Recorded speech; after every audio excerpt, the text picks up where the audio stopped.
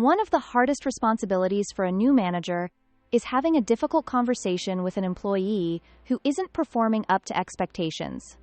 It can be uncomfortable. You may worry about hurting their feelings.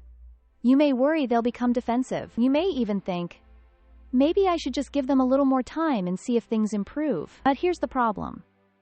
Avoiding the conversation doesn't make the problem go away. It usually makes it worse. As a manager, your responsibility isn't to make sure every conversation is comfortable. Your responsibility is to make sure your employees understand what is expected of them, where they're falling short, and what needs to change. One of the biggest mistakes new managers make is making the conversation personal. Instead of saying, "You're not very dependable," focus on observable behavior. You've missed 3 project deadlines over the past month. The first statement attacks the person's character. The second addresses a performance issue. That's an important distinction. Let's look at an example. Imagine you have an employee named Mike. Mike is generally a good employee, but over the last 6 weeks, he's been missing deadlines, and some of his work has required other employees to go back and fix mistakes. The manager has been putting off the conversation because Mike is well-liked, and the manager doesn't want to create conflict. Finally, the manager decides it's time to address it. "Mike, thanks for sitting down with me. I want to talk about your recent performance. This isn't an easy conversation, but I want to be direct with you because I want to see you succeed here."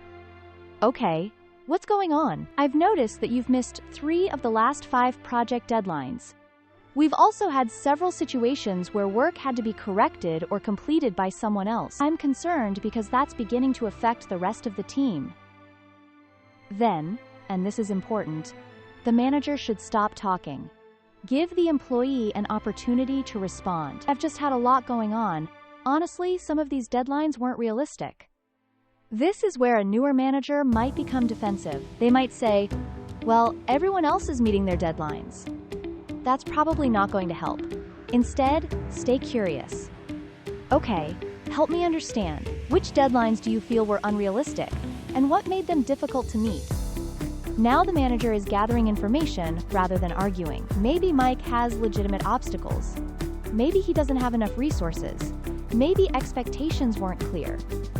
Or maybe Mike simply hasn't been prioritizing the work appropriately. The manager's job is to find out. After hearing Mike out, the manager needs to clearly establish the expectation. "I appreciate you explaining that. I can work with you on the issues we've discussed. But going forward, I need the deadlines we agree on to be met. And if you believe you're going to miss a deadline, I need you to communicate that with me before the deadline, not after it." Then make the expectation measurable. For the next 30 days, let's focus on 2 things: meeting the agreed-upon deadlines and reducing the number of errors that require someone else to correct your work. We'll meet briefly each week to see how things are going. That's much better than saying, "I need you to do better." Do better isn't measurable. Clear expectations are measurable expectations. Another important lesson for new managers: you don't have to win the conversation. The goal isn't to prove that you're right and the employee is wrong. The goal is to make sure the employee understands: 1. What isn't meeting expectations. 2. Why it matters. 3. What needs to change. 4. How you'll support them. 5. What happens if the performance doesn't improve. And sometimes the employee will disagree.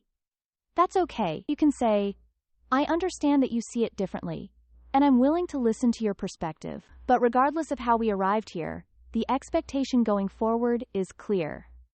That's leadership. One of the biggest mistakes managers make is having one difficult conversation and then never addressing it again. If you tell someone their performance needs to improve, follow up. If they improve, acknowledge it. "Mike, I appreciate the improvement I've seen over the last few weeks. You've met the deadlines we've agreed on, and the quality of your work has improved. Keep it going." Positive reinforcement matters, but if the performance doesn't improve, don't ignore it. Come back to the conversation. "Mike, we talked 3 weeks ago about the expectations going forward. Unfortunately, I'm still seeing the same problems. We need to talk about the next steps." If you're a new manager, difficult conversations are part of the job. Don't wait until you're frustrated. Don't make it personal. Don't make assumptions about someone's attitude or motivation.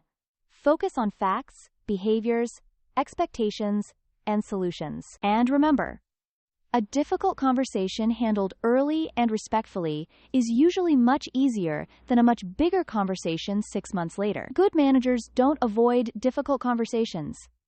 They learn how to have them well.